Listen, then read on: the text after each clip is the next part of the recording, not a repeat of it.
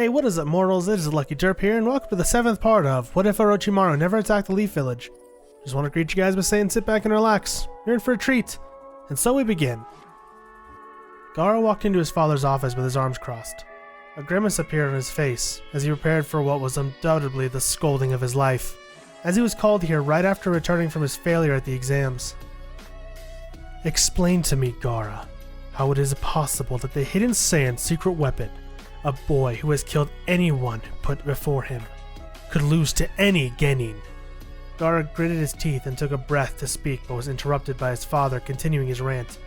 And explain to me how a ninja that has never been harmed before by countless jonin happens to lose for the first time when the entire world is watching and judging our village's worth.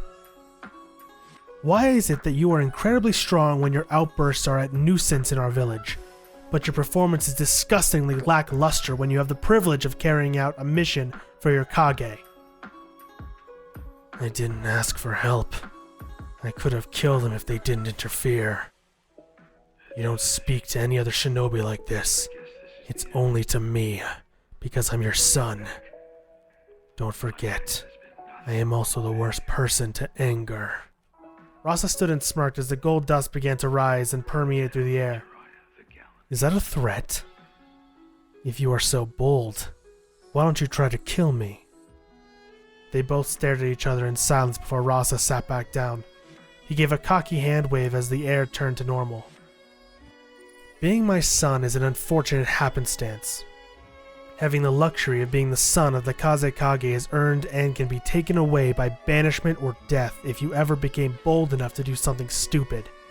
If I ever see you fail with the pitifulness that was displayed at the exams again, you will no longer be welcome in this village. You'll be more trouble than you're worth. Gaara stormed out of the office and down to the hallway.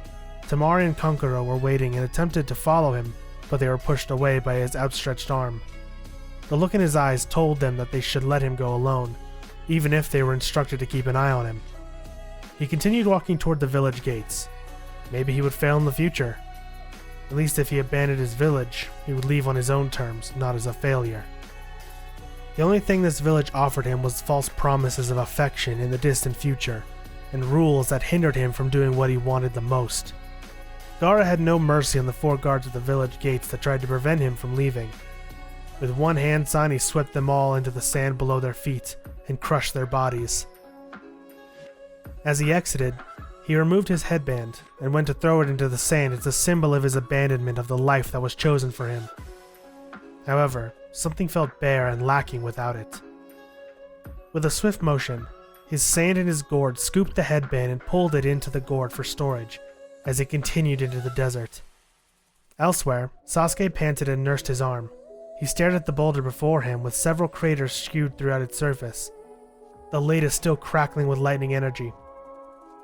Kakashi briefly looked up from his book and commented, "Good, not only are you up to 5, but the potency of your attack has increased as well." "Yeah? So, what is this new technique you promised?" Sasuke said impatiently. He was able to perform 5 the day before as well, but Kakashi still didn't stop him from practicing Chidori. "Well, I never promised anything, but..."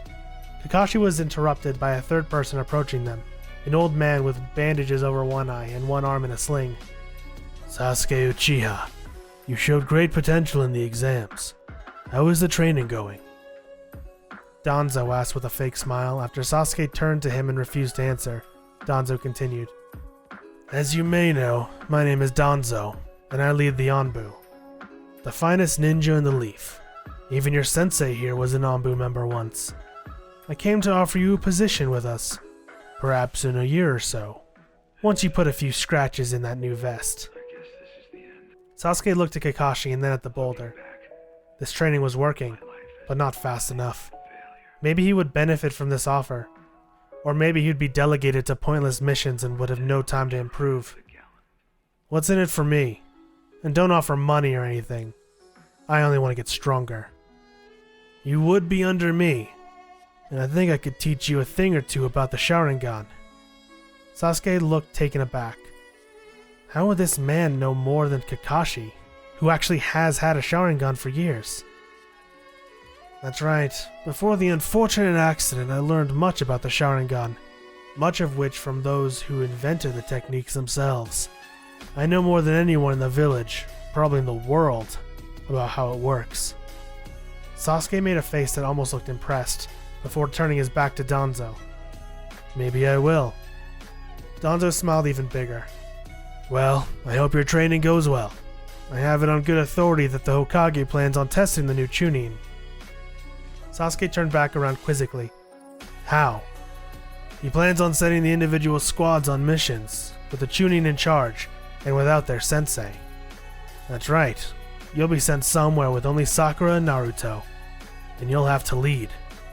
So train your heart out, and good luck. Sasuke's daze from this information was broken by Kakashi. Focus up, Sasuke. Do you remember that jutsu Naruto performed at the Chunin exam that summoned the toad? Sasuke took this as a hit to his ego, that his arsenal was not anywhere near that level. Yeah, the summoning. What about it? Not all summonings are meant to be enormous to smash your enemy.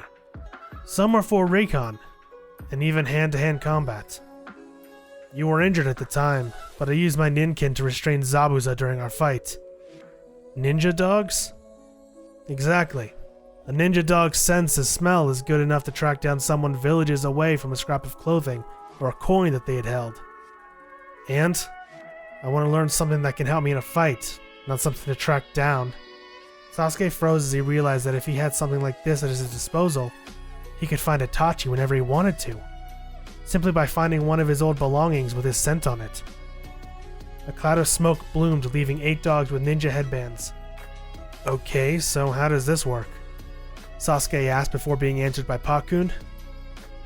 How does what work? Sasuke jumped back in surprise. They talk? But Akamaru doesn't. I mean, I don't think. Kakashi shook his head. Yeah, they're different. But don't be rude. I raised these ninkin from puppies, and I would like to pass one of them on to you. Sasuke looked at the pack. The one that caught his eye was a larger one, Boru. He could help in a fight. As Sasuke stepped forward, Kakashi stopped him. What are you doing? You don't get to choose. It's up to them. The dogs formed a huddle with Pakun sitting atop Boru's head. As they whispered, Sasuke folded his arms at the ridiculousness of the situation. After a few minutes of deliberating, the dogs split up and looked Sasuke up and down. After a moment, Boru walked forward and sniffed at Sasuke's sandals. Well, it's settled then. His name is Boru. Sasuke looked pleasantly surprised that the strong-looking dog picked him. He almost cracked a smile as he patted the top of Boru's head. I'll teach you how to summon him in a bit, but for now, the two of you should get acquainted. As Naruto, Sakura, and Jiraiya walked down the dirt road, Sakura looked at her hand and spoke up. I don't get it, Jiraiya-sensei. I borrowed one of those water balloons from Naruto while he was training, and I could barely make it move. I thought my chakra control was way better than his. Well, yes, your chakra control is much better, but that jutsu requires an extremely large amount of chakra to use once, let alone practice multiple times a day. And Naruto here has more chakra than most Jonin. Naruto began beaming with pride. He's kind of a freak. Sakura giggled while Naruto shook his fist at his sensei. Hey, at least I don't perv out around everywhere I go. And I was able to make a whole Rasengan at the Chunin exams. Sakura turned to Naruto. Yeah, for half a second. Once. Jiraiya laughed. I like her. Maybe I'll go through as much verbal abuse as I go through with you. Naruto, in fact, you do kind of remind me of Tsunade a bit. Sakura was unsure if this was a compliment or not, but assumed being compared to a Sannin is usually a good thing. Speaking of her, how much further is this town? And how do you know she'll be there? Jiraiya rubbed the back of his head in a slight embarrassment. Well, I don't exactly know for sure where she'll be, but it is a notorious gambling town, and she's been a gambling addict for a while. Even earned herself the nickname Legendary Sucker. And we're only a few hours away now. Sakura was beginning to think it may be less of a compliment. In fact, she was beginning to think the entire adventure may be a waste of time. Still, it was too late to turn back now. Naruto thought back to his last training session at the Chunin exams. He was able to form a Rasengan because he tapped into so much chakra that it didn't matter if a lot of it was wasted by his imperfect control. However, it caught up to him when he couldn't sustain the rotation of chakra in his hand. Now, even without tapping into chakra, he had mastered the first stage of his training, which is bursting the water balloon with his even distribution of chakra. And he was doing well at the second stage, which was bursting a rubber ball. He was able to burst a few of them, although inconsistently. With the rate at which he was training, however, it shouldn't take long, he thought. Gaara warily wandered to the town in the distance, in his anger. He left without searching for supplies to traverse a desert. The ground underfoot has been slowly changing from sand to soil, good enough to grow yellow-green grass. He had only seen one caravan of people during the entire journey, and he was looking forward to obtaining something to eat and drink. As soon as he entered the town, he scanned every sign in his line of sight, and found an eatery to dash into. When the man behind the counter asked for his order, Gaara replied with a simple, "Water," and produced a few blood-stained coins. The man looked taken aback, but wiped the coins and nodded before walking away. Upon downing his drink and ordering food, Gaara was out of survival mode, enough to look around the establishment at the other customers. Some of them whispered and stared, but broke their gaze as he met them with his eyes. Could it be his tattoo? Did they recognize him? Or could they just tell that there was something strange about him? Even that was why everyone hated him back home. Still, there was one pair of people that refused to break their stare. Even as he glared back angrily, two men in black robes with red clouds. Thank you all for indulging yourselves in the story thus far. Hope you enjoyed it. Now there are a few more things I'd like to go over before the video ends. Firstly, we've got a primary channel called We the Celestials. We the Celestials is what we do here already, but their content centered around the crazy world and lore of My Hero Academia. So please check us out over there, if you're feeling in the mood for a roller coaster of quirky content. We also have another relative to our channel, Anime Deep Dive. Anime Deep Dive goes deep into the facts and lore of a wide variety of anime. It's sure to expand your weeb knowledge for all kinds of series guaranteed. I'd like to let you all know on behalf of We the Celestials, I'd like to thank everyone involved in the production of today's awesome content. Their details will be in the description below. If you're perhaps interested in what we do here at WTC, then I'd like to extend an invitation to join the team. The only caveat being we only accept members 16 or older to join our crew. You can find us on our Discord, which you can locate in the description below. Our Discord is an all-around fantastic place to be, whether you're a fan or looking to join our band of misfits. All you gotta do is hit up the recruitment server and sign up for whichever category of work that fulfills your interest. We're always looking for members to join us.